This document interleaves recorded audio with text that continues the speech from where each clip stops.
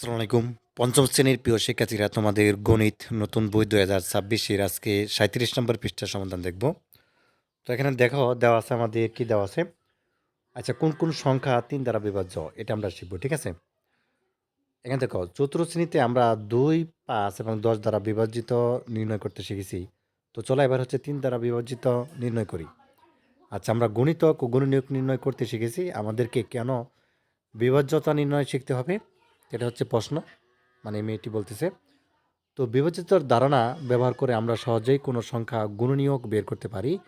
এছাড়া বিভাজিতর ধারণা ব্যবহার করে আমরা সহজেই বুঝতে পারি কোনো সংখ্যার গুণিতক কী কী হবে এবং সংখ্যাটি কোন কোন সংখ্যার গুণিতক, ঠিক আছে? এটা আমরা সহজে বের করতে পারবো। তো এখানে দেখো, ভালো করে খেয়াল করো। তো এখানে একটি বিষয়, সেটা হচ্ছে ৩-এর সকল গুণিতকই ৩ দ্বারা বিভাজ্য, ঠিক আছে? তো ৩ দ্বারা বিভাজ্য সংখ্যাগুলো কী কী আছে? ৩ অক্ষে ৩, ৩ দুগুণে ৬, ৩ তিরিক্ষা ৯, ৩ চারা ১২, ৩ পাঁচা ১৫, ৩ ছয় ১৮, ৩ সাতে ২১, ৩ আটা ২৪, ঠিক আছে? ৩ নং ২৭, ৩ দশে ৩০। তো এরকম আর কি। তো বড় সংখ্যার ক্ষেত্রে আমরা কিভাবে বুঝবো সংখ্যাটি ৩ দ্বারা বিভাজ্য কিনা? তো এখানে প্রথমটা দেখো, ৬৫কে ৩ দ্বারা হচ্ছে ভাগ করছে। তাহলে ৩ একুশে ৬৫ কত হয়?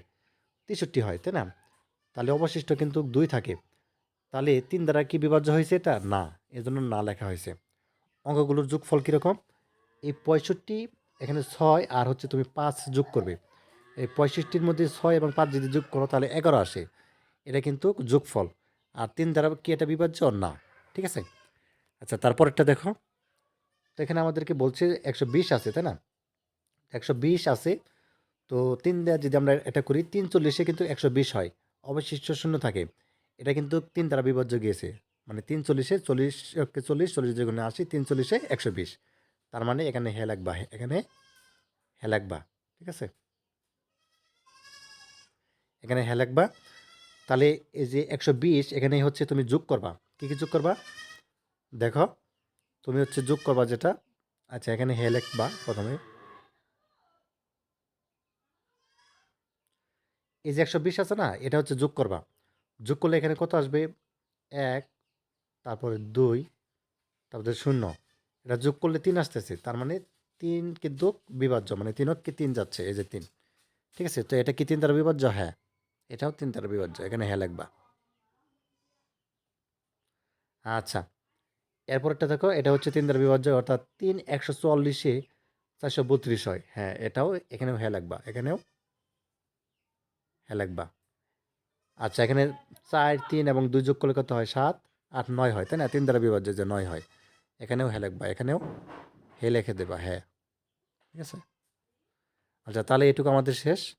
তো তারপর দেখো, একটা ভাগ অঙ্ক দেওয়া আছে। তো এখানে আমাদেরকে যেটি বলছে, খুব ভালো করে খেয়াল করো।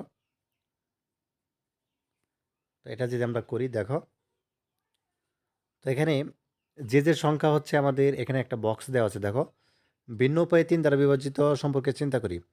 তো বক্সের মধ্যে দেখো, যেটা ৩ দ্বারা বিভাজ্য সেটা কেটে দিয়েছে। যেমন এখানে ৩ অক্ষে ৩, এটা ৩ দ্বারা বিভাজ্য, কেটে দিয়েছে। ৩ তিরিকা ৯, এটা কেটে দিয়েছে। বাকি থাকলো ৪, এবং তারপরে যোগ যদি আমরা দেই ০, ঠিক আছে? তারপরে যোগ যদি আমরা ৫ দিই, তাহলে দেখো, এখানে ৪-এর সাথে ০-এর সাথে যোগ করলে ৪ হয়, আর ৫ যোগ করলে ৯ হয়। ৯ কিন্তু ৩ দ্বারা বিভাজ্য, ঠিক আছে? ৩ দ্বারা ভাগে যাচ্ছে। ৩ তিরিকা ৯। আচ্ছা, এখানে আমরা হচ্ছে এখন ভাগ অঙ্কটা করবো, এই যে ১ নাম্বার। তো এখানে দেখো, প্রথমে ১ আছে, ঠিক আছে? কীরকম? উপরে ভাগফল আমাদের ১ আছে। এখানে আমাদের এটা করতে হবে। যেমন ৪-এর মধ্যে ৩ কয়বার যায়? একবার। তাহলে ৩ অক্ষে ৩, ঠিক আছে? ৩ অক্ষে ৩ লিখলাম। এখানে ১ লিখবো, আর এখানে হচ্ছে ৩। তো ৪ থেকে ৩ আমরা ১ বিয়োগ করলে ১ থাকে। এই ৩ হচ্ছে কেটে নামালাম, ১৩। এবার দেখো, ৩ ৪, ৩ অক্ষে ৩, ৩ দুগুণে ৬, ৩ ৪ ১২। এখানে কত হবে? ৪, এই বক্সের মধ্যে, ঠিক আছে? তো ৩ ৪ ১২ আমরা লিখলাম। তো ১৩ থেকে ১২ আমরা ১ বিয়োগ করলে এখানে থাকে হচ্ছে ১, ঠিক আছে? এরপরে হচ্ছে এই ৯টা এখানে কেটে নামালাম। যেহেতু ১ তো আর ৩-এর মধ্যে ভাগ যাচ্ছে না। এবার দেখো, ৩ ৬ ১৮, এই যে এখানে কিন্তু ৬ দেওয়া আছে অলরেডি। ৩ ৬ ১৮, আবার ১৯ থেকে ১৮ এটা বিয়োগ করো, ১ থাকে। এবার হচ্ছে এই শূন্যটা কেটে নামাও, তাহলে ১০।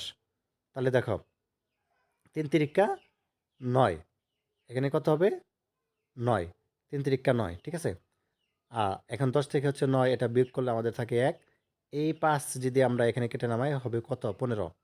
তাহলে ৩ ৫ ১৫। ঠিক আছে? ৩ ৫ 15, তো এখানে আমাদেরকে ৫ লিখতে হবে, ৫।